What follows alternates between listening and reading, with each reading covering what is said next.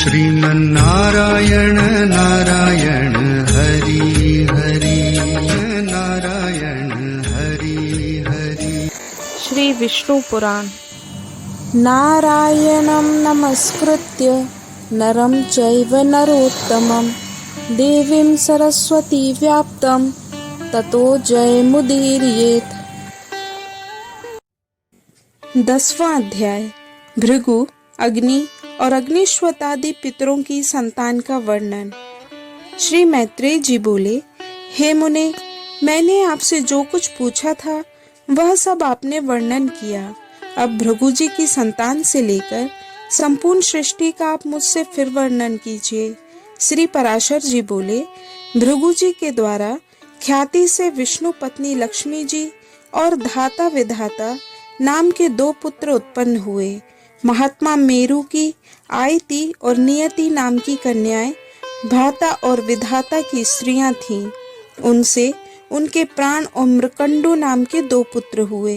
मृकंडु से मार्कंडेय और उनसे वेदशिरा का जन्म हुआ। अब प्राण की संतान का वर्णन सुनो। प्राण का पुत्र द्युतिमान और उसका पुत्र राजवान हुआ। हे महाभाग, उस राजवान से फिर भृगु वंश का बड़ा विस्तार हुआ। मरीचि की पत्नी संभूति ने पौर्णमास को उत्पन्न किया। उस महात्मा के विरजा और पर्वत 2 पुत्र थे। हे द्विज, उनके वंश का वर्णन करते समय मैं उन दोनों की संतान का वर्णन करूंगा। अंगिरा की पत्नी स्मृति थी। उसके सिनी वाली, कुहू, राका और अनुमति नाम की कन्याएं हुई। अत्रि की भार्या अनुसुईया ने चंद्रमा, दुर्वासा और योगी दत्तात्रेय इन निष्पाप पुत्रों को जन्म दिया। पुलस्त्य की स्त्री प्रीति से दत्तोलिका का जन्म हुआ। अपने पूर्व जन्म में स्वयंभू मनवंतर में अगस्त्य कहा जाता था। प्रजापति पुलह की पत्नी क्षमा से करदम, उर्वरियान और सहिष्णु ये 3 पुत्र हुए। कृतु की संतति नामक भार्या ने अंगूठे के पोर के समान शरीर वाले तथा सूर्य के समान तेजस्वी बाल खिल्यादि 60,000 ऊर्ध्वरेता मुनियों को जन्म दिया। वशिष्ठ की ऊर्जा नामक स्त्री से रज, गोत्र, ऊर्ध्वबाहु, सवन, अनय, सुतपा और शुक्र ये 7 पुत्र उत्पन्न हुए। ये निर्मल स्वभाव वाले समस्त मुनिगण सप्तर्षि हुए। हे द्विज, अग्नि का अभिमानी देव जो ब्रह्मा जी का ज्येष्ठ पुत्र है, उसके द्वारा स्वाहा नामक पत्नी से अति तेजस्वी पावक, पवमान और जल को भक्षण करने वाला शुचि ये 3 पुत्र उत्पन्न हुए। इन तीनों के 45 संतान हुई। पिता अग्नि और उनके तीनों पुत्रों को मिलाकर ये सब अग्नि ही कहलाते हैं। इस प्रकार कुल 49 अग्नि कहे गए हैं। 11वां अध्याय। ध्रुव का वनगमन और मरीचि आदि ऋषियों से भेंट। श्री पराशर जी बोले, हे मैत्रेय, मैंने तुम्हें स्वयंभू मनु के प्रिव्रत एवं उत्तानपाद नाम के 2 महाबलवान और धर्मज्ञ पुत्र बतलाए थे। हे ब्राह्मण, उनमें से उत्तानपाद की प्रेयसी पत्नी सुरुचि से पिता का अत्यंत लाडला उत्तम नामक पुत्र हुआ। हे द्विज, उस राजा की जो सुनीति नामक राजमहिषी थी, उसमें उसका विशेष प्रेम न था। उसका पुत्र ध्रुव हुआ।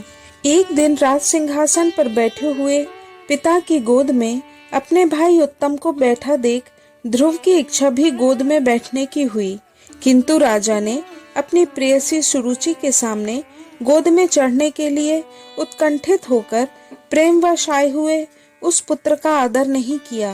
अपनी सौत के पुत्र को गोद में चढ़ने के लिए उत्सुक और अपने पुत्र को गोद में बैठा देख सुरुचि इस प्रकार कहने लगी, अरे लल्ला, बिना मेरे पेट से उत्पन्न हुए किसी अन्य स्त्री का पुत्र होकर भी तू व्यर्थ क्यों ऐसा बड़ा मनोरथ करता है?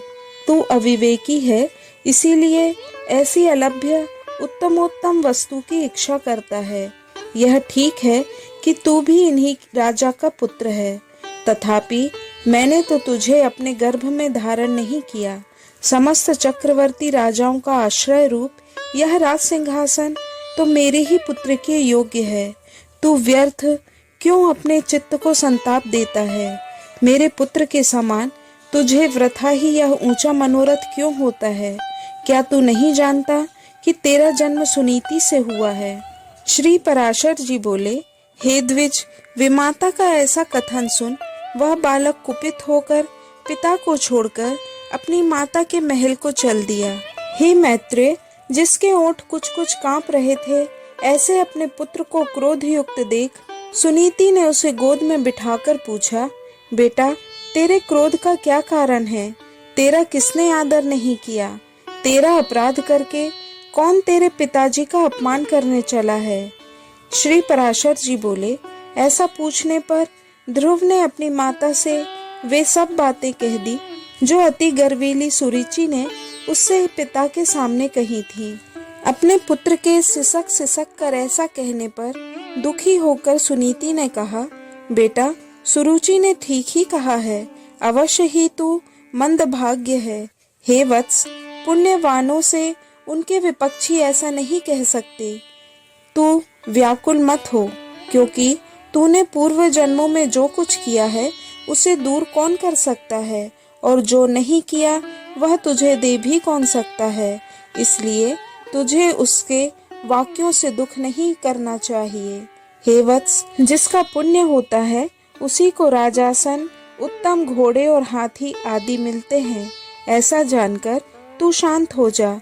अन्य जन्मों में किए हुए पुण्य कर्मों के कारण ही सुरुचि में राजा की सुरुचि है। उसी प्रकार उसका पुत्र उत्तम भी बड़ा पुण्यमान है, और तू मेरा पुत्र ध्रुव मेरे समान ही अल्प पुण्यवान है। इसके बाद भी बेटा, तुझे दुखी नहीं होना चाहिए, क्योंकि जिस मनुष्य को जितना मिलता है वह अपनी ही पूंजी से मगन रहता है। और यदि सुरुचि के वाक्यों से तुझे अत्यंत दुख हुआ है तो सर्व फलदायक पुण्य के संग्रह करने का प्रयास कर। तू सुशील पुण्यात्मा, प्रेमी और समस्त प्राणियों का हितैषी बन, क्योंकि जैसे नीची भूमि की ओर ढलकता हुआ जल अपने आप ही पात्र में आ जाता है, वैसे ही सत्पात्र मनुष्य के पास स्वतः ही समस्त संपत्तियां आ जाती हैं। ध्रुव बोला, माताजी, तुमने मेरे चित्त को शांत करने के लिए जो वचन कहे हैं वे दुर्वाक्यों से घिरे हुए मेरे हृदय में तनिक भी नहीं ठहरते। इसलिए मैं तो अब वही प्रयत्न करूंगा जिससे संपूर्ण लोकों से आदरणीय सर्वश्रेष्ठ पद को प्राप्त कर सकूं।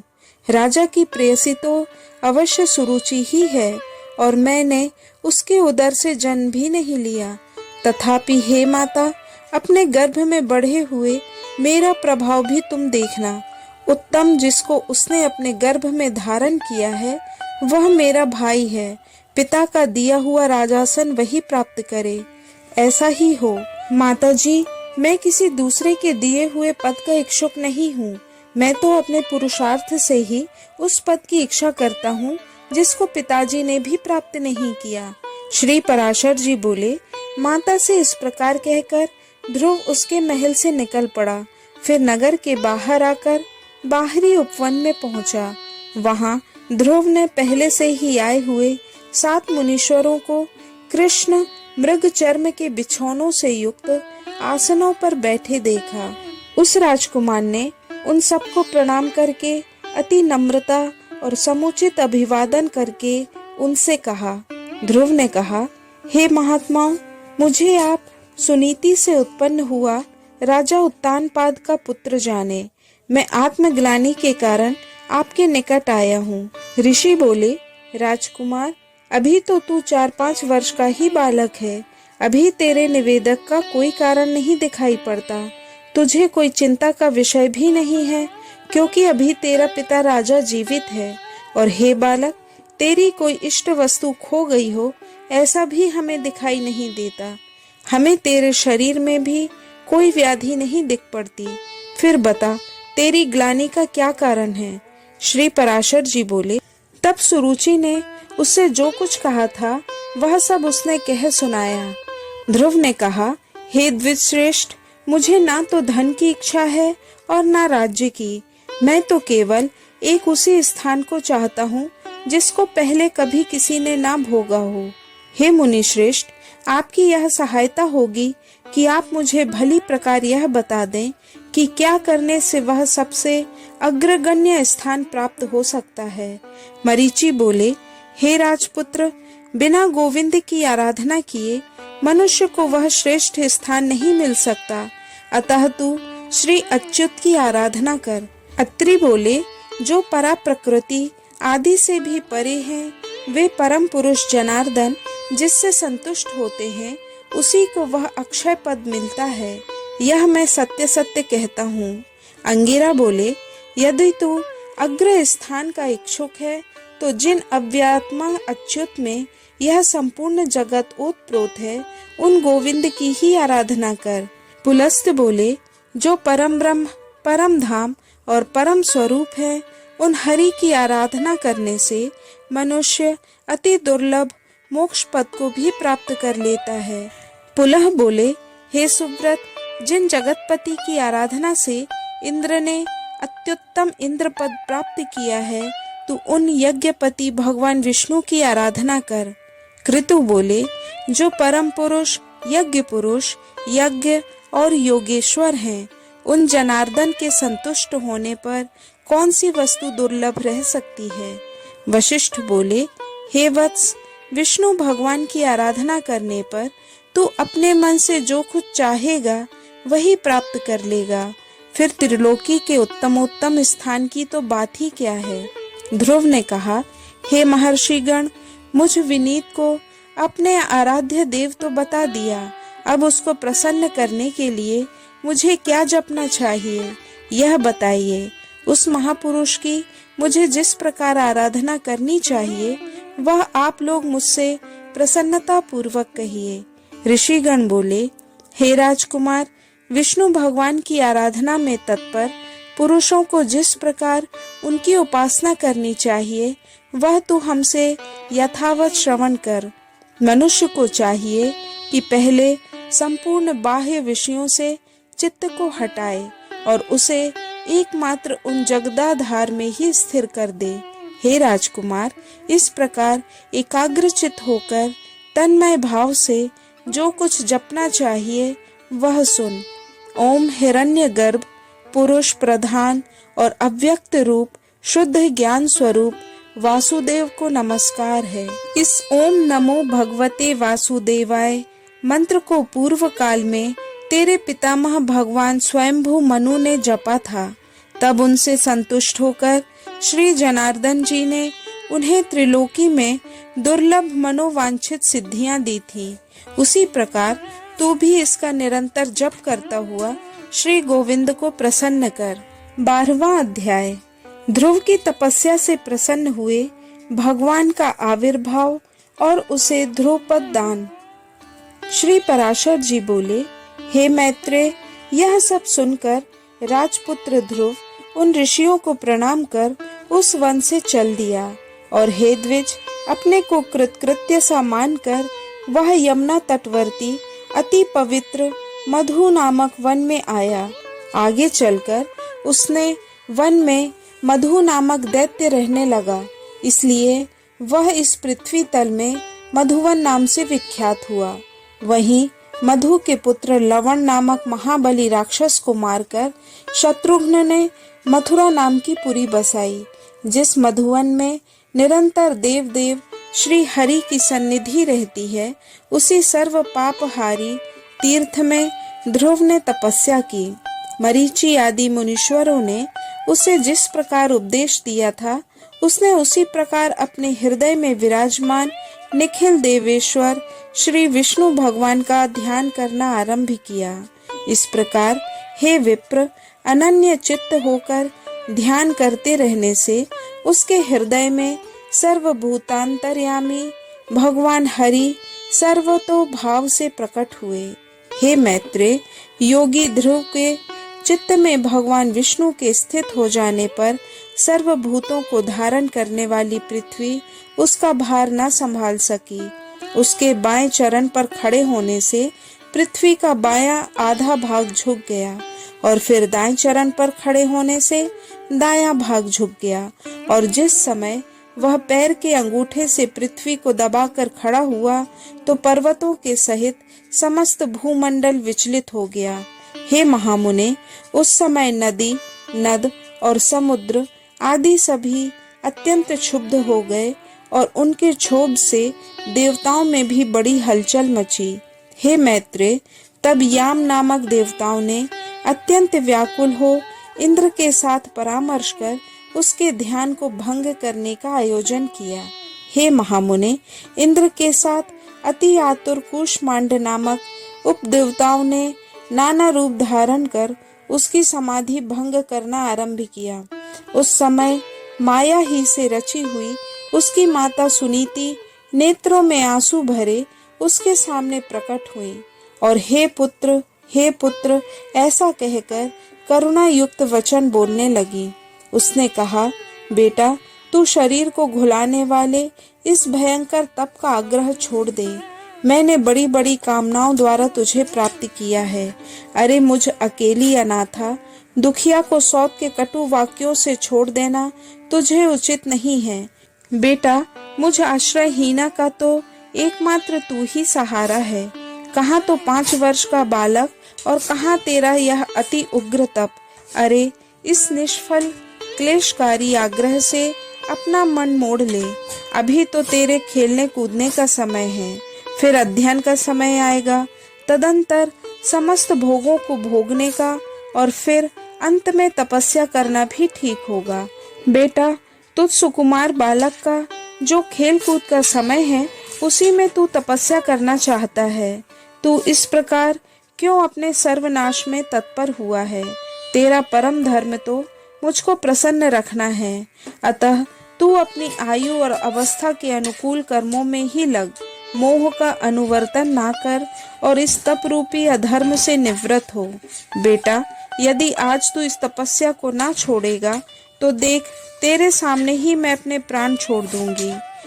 श्री पराशर जी बोले, हे मैत्रेय, भगवान विष्णु में चित्त स्थिर रहने के कारण ध्रुव ने उसे आंखों में आंसू भरकर इस प्रकार विलाप करती देखकर भी नहीं देखा। तब, अरे बेटा, यहाँ से भाग भाग, देख इस महाभयंकर वन में ये कैसे घोर राक्षस अस्त्र शस्त्र उठाए आ रहे हैं। ऐसा कहती हुई वह चली गई और वहां जिनके मुख से अग्नि की लपटें निकल रही थी, ऐसे अनेकों राक्षसगण अस्त्र शस्त्र संभाले प्रकट हो गए। उन राक्षसों ने अपने अति चमकीले शस्त्रों को घुमाते हुए उस राजपुत्र के सामने बड़ा भयंकर कोलाहल किया। उस नित्य योग युक्त बालक को भयभीत करने के लिए अपने मुख से अग्नि की लपटें निकालते हुए सैकड़ों राक्षसगण भी इसको मारो मारो, काटो काटो, खाओ खाओ, इस प्रकार चिल्लाने लगे। फिर सिंह, ऊंट और मकर आदि के मुख वाले वे राक्षस राजपुत्र को त्राण देने के लिए नाना प्रकार से गरजने लगे, किंतु उस भगवत दास चित्त बालक को वे राक्षस, उनके शब्द, अस्त्र शस्त्र कुछ भी दिखाई नहीं दिए। वह राजपुत्र एकाग्र चित्त से निरंतर अपने आश्रयभूत विष्णु भगवान को ही देखता रहा और उसने किसी की ओर भी दृष्टिपात नहीं किया। तब संपूर्ण माया के लीन हो जाने पर उससे हार जाने की आशंका से देवताओं को बड़ा भय हुआ। अतः उसके तप से संतप्त हो वे सब आपस में मिलकर जगत के आदि कारण शरणागत वत्सल अनादि और अनंत श्री हरि की शरण में गए। देवता बोले, हे देवाधिदेव, जगन्नाथ, परमेश्वर, पुरुषोत्तम, हम सबकी ध्रुव की तपस्या से संतप्त होकर आपकी शरण में आए हैं। हे देव, जिस प्रकार चंद्रमा अपनी कलाओं से प्रतिदिन बढ़ता है, उसी प्रकार यह भी तपस्या के कारण रात दिन उन्नत हो रहा है। हे जनार्दन, इस उत्तानपाद के पुत्र की तपस्या से भयभीत होकर हम आपकी शरण में आए हैं। आप उसे तप से निवृत्त कीजिए। हम नहीं जानते वह इंद्रत्व चाहता है या सूर्यत्व, या उसे कुबेर, वरुण या चंद्रमा के पद की अभिलाषा है। अतः हे ईश, आप हम पर प्रसन्न होइए और इस उत्तानपाद के पुत्र को तप से निवृत्त करके हमारे हृदय का कांटा निकालिए। श्री भगवान बोले, हे सुरगण, उसे इंद्र, सूर्य, वरुण अथवा कुबेर आदि किसी के पद की अभिलाषा नहीं है। उसकी जो कुछ इच्छा है वह मैं अवश्य पूर्ण करूंगा। हे देवगण, तुम निश्चिंत होकर इच्छानुसार अपने अपने स्थान को जाओ। मैं तपस्या में लगे हुए उस बालक को निवृत्त करता हूँ। श्री पराशर जी बोले, देवाधिदेव भगवान के ऐसा कहने पर इंद्र आदि समस्त देवगण उन्हें प्रणाम करके अपने अपने स्थानों को गए। सर्वात्मा भगवान हरि ने भी ध्रुव की तन्मयता से प्रसन्न हो उसके निकट चतुर्भुज रूप से जाकर इस प्रकार कहा। श्री भगवान बोले, हे उत्तानपाद के पुत्र ध्रुव, तेरा कल्याण हो। मैं तेरी तपस्या से प्रसन्न होकर तुझे वर देने के लिए प्रकट हूँ। हे सुव्रत, तू वर मांग। तूने संपूर्ण बाह्य विषयों से उपरत होकर अपने चित्त को मुझ में ही लगा दिया, अतः मैं तुझसे अति संतुष्ट हूँ। अब तू अपनी इच्छानुसार श्रेष्ठ वर मांग। श्री पराशर जी बोले, देवाधिदेव भगवान के ऐसे वचन सुनकर बालक ध्रुव ने आंखें खोली और अपनी ध्यानावस्था में देखे हुए भगवान हरि को साक्षात अपने सम्मुख खड़े देखा। श्री अच्युत को किरीट तथा शंख चक्र गदा शांग धनुष और खड्ग धारण किए देख उसने पृथ्वी पर सिर रखकर प्रणाम किया और सहसा रोमांचित तथा परम भयभीत होकर उसने देव देव की स्तुति करने की इच्छा की। किंतु इनकी स्तुति के लिए मैं क्या कहूँ, क्या कहने से इनका स्तवन हो सकता है, यह ना जानने के कारण वह चित्त में व्याकुल हो गया और अंत में उसने उन देव देव की शरण ली। ध्रुव ने कहा, भगवान, आप यदि मेरी तपस्या से संतुष्ट हैं तो मैं आपकी स्तुति करना चाहता हूँ। आप मुझे यही वर दीजिए जिससे मैं स्तुति कर सकूं। हे देव, जिनकी गति ब्रह्मा आदि वेदज्ञ जन भी नहीं जानते, उनका मैं बालक कैसे स्तवन कर सकता हूँ। किंतु हे परम प्रभु, आपकी भक्ति से द्रवीभूत हुआ मेरा चित्त आपके चरणों की स्तुति करने में प्रवृत्त हो रहा है, अतः आप इसे उसके लिए बुद्धि प्रदान कीजिए। श्री पराशर जी बोले, हे द्विजवर्य, तब जगतपति श्री गोविंद ने अपने सामने हाथ जोड़े खड़े हुए उस उत्तानपाद के पुत्र को अपने शंख के अंत भाग से छू दिया। तब तो एक क्षण में ही वह राजकुमार प्रसन्न मुख से अति विनीत हो सर्वभूताधिष्ठान श्री अच्युत की स्तुति करने लगा। ध्रुव बोले, पृथ्वी जल अग्नि वायु आकाश मन बुद्धि अहंकार और मूल प्रकृति, यह सब जिनके रूप है, उन भगवान को मैं नमस्कार करता हूँ। हे सर्वात्मन, हे योगियों के चिंतनीय, व्यापक और वर्धनशील होने के कारण आपका जो ब्रह्म नामक तत्व रूप है, उस विकार रहित रूप को मैं बारंबार नमस्कार करता हूँ। हे प्रभु, आप हजारों मस्तकों वाले, हजारों नेत्रों वाले और हजारों चरणों वाले परम पुरुष हैं। आप सर्वत्र व्याप्त हैं और पृथ्वी आदि आवरणों के सहित संपूर्ण ब्रह्मांड को व्यग्न कर 10 गुणा महाप्रमाण से स्थित हैं। हे पुरुषोत्तम, भूत और भविष्यत जो कुछ पदार्थ हैं वे स्वयं आप ही हैं, तथा विराट स्वराट सम्राट और आदि पुरुष आदि भी सब आप ही से उत्पन्न हुए हैं। आप ही से ऋक्, साम और गायत्री आदि छंद प्रकट हुए हैं। आप ही से यजुर्वेद का प्रादुर्भाव हुआ है और आप ही से अश्व तथा एक और दांत वाले महेश आदि जीव उत्पन्न हुए हैं। आप ही से गाय, बकरियां, भेड़ और मृगों की उत्पत्ति हुई है। आप ही के मुख से ब्राह्मण, बाजुओं से क्षत्रिय, जंघाओं से वैश्य और चरणों से शूद्र प्रकट हुए, तथा आप ही के नेत्रों से सूर्य, प्राण से वायु, मन से चंद्रमा, भीतरी छिद्र से प्राण, मुख से अग्नि, नाभि से आकाश, सिर से स्वर्ग, छोप से दिशाएं और चरणों से पृथ्वी आदि की उत्पत्ति हुई है। हे प्रभु, यह संपूर्ण जगत आप ही से प्रकट हुआ है।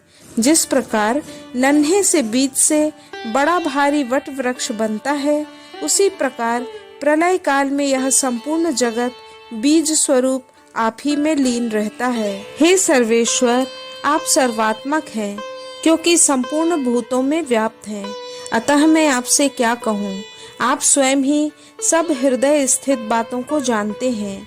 हे सर्वात्मन, हे सर्वभूतेश्वर, हे सब भूतों के आदि स्थान, आप सर्वभूत रूप से सभी प्राणियों के मनोरथों को जानते हैं। हे नाथ, मेरा जो कुछ मनोरथ था वह तो आपने सफल कर दिया, और हे जगतपते, मेरी तपस्या भी सफल हो गई, क्योंकि मुझे आपका साक्षात दर्शन प्राप्त हुआ। श्री भगवान बोले, हे ध्रुव, तुमको मेरा साक्षात दर्शन प्राप्त हुआ, इससे अवश्य ही तेरी तपस्या तो सफल हो गई, परंतु हे राजकुमार, मेरा दर्शन भी तो कभी निष्फल नहीं होता। इसलिए तुझको जिस वर की इच्छा हो वह मांग ले। मेरा दर्शन हो जाने पर पुरुष को सभी कुछ प्राप्त हो सकता है। ध्रुव बोले, हे भूत भवेश्वर भगवान, आप सभी के अंतःकरणों में विराजमान हैं। हे ब्रह्मण, मेरे मन को जो कुछ अभिलाषा है वह क्या आपसे छिपी हुई है? तो भी हे देवेश्वर, मैं दुर्विनीत भाव से जिस अति दुर्लभ वस्तु की हृदय से इच्छा करता हूँ उसे आपकी आज्ञा अनुसार आपके प्रति निवेदन करूँगा। हे समस्त संसार को रचने वाले परमेश्वर, आपके प्रसन्न होने पर क्या दुर्लभ है? इंद्र भी आपकी कृपा कटाक्ष के फल स्वरूप ही त्रिलोकी को भोगता है। प्रभु, मेरी सौतेली माता ने गर्व से अति बढ़ बढ़कर मुझसे यह कहा था कि जो मेरे उदर से उत्पन्न नहीं है उसके योग्य यह राजासन नहीं है। अतः हे प्रभु, आपके प्रसाद से मैं उस सर्वोत्तम एवं अव्यव स्थान को प्राप्त करना चाहता हूँ जो संपूर्ण विश्व का आधारभूत हो। श्री भगवान बोले, अरे बालक, तूने अपने पूर्व जन्म में भी मुझे संतुष्ट किया था, इसलिए तू जिस स्थान की इच्छा रखता है उसे अवश्य प्राप्त करेगा। पूर्व जन्म में तू एक ब्राह्मण था और मुझ में निरंतर एकाग्रचित रहने वाला था, माता पिता का सेवक तथा स्वधर्म का पालन करने वाला था। कालांतर में एक राजपुत्र तेरा मित्र हो गया। वह अपनी युवावस्था में संपूर्ण भोगों से संपन्न और अति दर्शनीय रूप लावण्य युक्त था। उसके संग से उसके दुर्लभ वैभव को देखकर तेरी ऐसी इच्छा हुई कि मैं भी राजपुत्र हूँ।